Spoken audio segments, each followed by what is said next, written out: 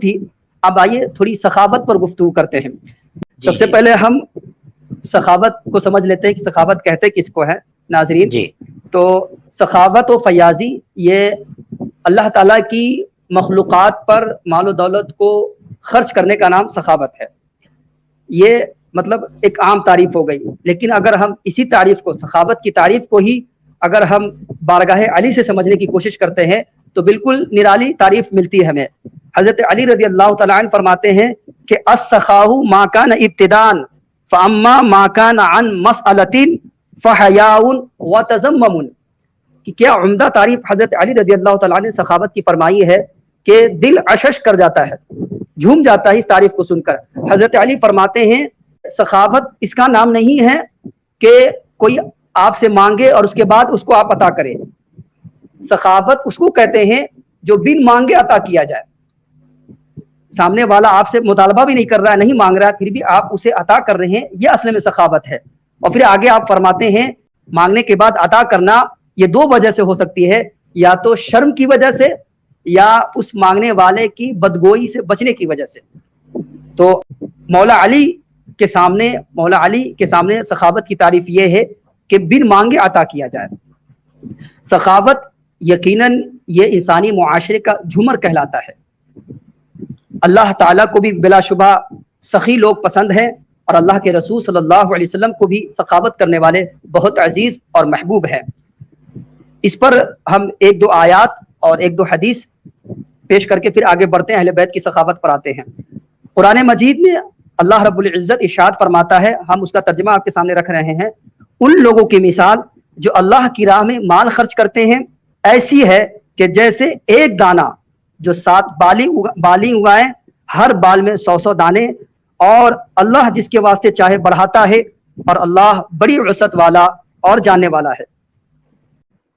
ایک دوسرے مقام پر اللہ رب العزت ارشاد فرماتا ہے، ایسا کون شخص ہے جو اللہ کو اچھا قرض دے، پھر اللہ اس کو کئی گنا بڑھا کر دے، اور اللہ ہی تنگی کرتا ہے اور اللہ ہی کشادہ کرتا ہے، اور تم سب اسی کی طرف لوٹائے جاؤ گے۔ ناظرین محترم، بہت سی آیات ہیں جو سخاوت کی فضیلت پر، صدقہ و خیرات کی فضیلت پر دلالت کرتی ہے۔ ہم ان تمام آیات کو آپ کے سامنے رکھنے کی کوشش کریں گے تو وقت بہت زیادہ ہو جائے گا، اس لیے ایک دو آیت اور سماعت کر لیں اور پھر احادیث کی طرف ہم آتے ہیں۔ اللہ رب العزت قرآن میں ارشاد فرماتا ہے، اور جو بخیل ہے، بخل کرے تو وہ اپنی جان پر بخل کرتا ہے۔ ایک دوسرے مقام پر اللہ رب العزت ارشاد فرماتا ہے، تم لوگ ہرگز نیکی کے مقام کو نہ پا سکو گے جب تک اس میں سے خرچ نہ کرو جو تمہیں پسند ہے۔ ایک مقام پر اللہ رب العزت ارشاد فرماتا ہے، تمہیں زیادہ سے زیادہ مال جمع کرنے کی ہوس نے غافل کر رکھا ہے، یہاں تک کہ تم قبروں میں پہنچ گئے۔ اور سورہ تغابن کی آیت ہے، بے شک تمہارے مال اور تمہاری اولاد تو آزمائش ہے۔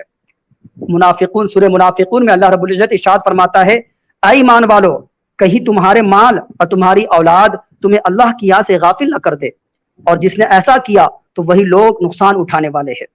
ناظرین محترم، یہ وہ آیات ہیں کہ جن آیات میں اللہ رب العزت نے سخاوت کی، فیاضی کی، جود و سخا کی فضیلت، صدقہ و خیرات کی فضیلت کو واضح کیا ہے، بیان فرمایا ہے، اور بخل کی مذمت فرمائی ہے۔ آئیے احادیث مبارکہ کو سماعت کرتے ہیں۔ حضرت عقبہ بن عامر رضی اللہ تعالیٰ عنہ کہتے ہیں کہ میں نے اللہ کے رسول صلی اللہ علیہ وسلم کو یہ فرماتے ہوئے سنا کہ قیامت کے دن ہر شخص اپنے صدقے کے سائے میں ہوگا یہاں تک کہ فیصلہ کیا جائے گا۔ حضرت ابو ہریرہ رضی اللہ تعالیٰ عنہ سے روایت ہے کہ رسول اللہ صلی اللہ علیہ وسلم نے ارشاد فرمایا کہ سخی اللہ کے قریب ہے، جنت کے قریب ہے، لوگوں کے قریب ہے، اور جہنم سے دور ہے، اور بخیل اللہ سے دور ہے، جنت سے دور ہے، لوگوں سے دور ہے، اور جہنم سے قریب ہے۔ ایک مقام پر ایک حدیث کا مفہوم ہے کہ جاہل سخی عابد بخیل سے زیادہ اللہ کو پیارا ہے۔ اللہ اکبر۔ حضرت ابو ہریرہ رضی اللہ تعالیٰ عنہ کی روایت ہے، نبی پاک صلی اللہ علیہ وسلم نے ارشاد فرمایا، سخاوت جنت میں ایک درخت ہے، جو شخص دنیا میں سخی ہوگا وہ اس درخت کی ایک شاخ کو پکڑے گا تو وہ شاخ اس کو نہیں چھوڑے گی یہاں تک کہ اس کو جنت میں داخل کر دے گی، اور بخیل بخیلی جہنم میں ایک درخت ہے، جو شخص دنیا میں بخیل ہوگا، بخل سے کام لے گا، وہ اس درخت کی شاخ کو پکڑے گا تو وہ شاخ اس کو نہیں چھوڑے گی یہاں تک کہ اس کو دوزخ میں ڈال دے گی۔ میرے انٹرنیشنل چینل سنی چینل کے ناظرین، ذرا اندازہ لگائیے کہ سخاوت کی فضیلت کیا ہے اور بخل کی کس قدر مذمت کی گئی ہے احادیث میں اور آیات میں۔ ایک مقام پر اللہ کے رسول صلی اللہ علیہ وسلم نے ارشاد فرمایا کہ جنت میں کمینی خصلت والا، بدخلقی والا اور کنجوس اور احسان جتانے والا داخل نہیں ہوگا۔ اللہ کے رسول نے ایک مقام پر ارشاد فرمایا کہ دو خصلتیں مومن میں جمع نہیں ہو سکتی، ایک کنجوسی اور دوسری بد اخلاقی۔ اللہ کے رسول صلی اللہ علیہ وسلم نے اس بات پر قسم فرمائی ہے کہ جنت میں کوئی بخیل داخل نہ ہوگا۔ ناظرین کرام، تو یہ احادیث مبارکہ کی روشنی میں سخاوت کی فضیلت اور بخل کی مذمت بیان کی گئی ہے۔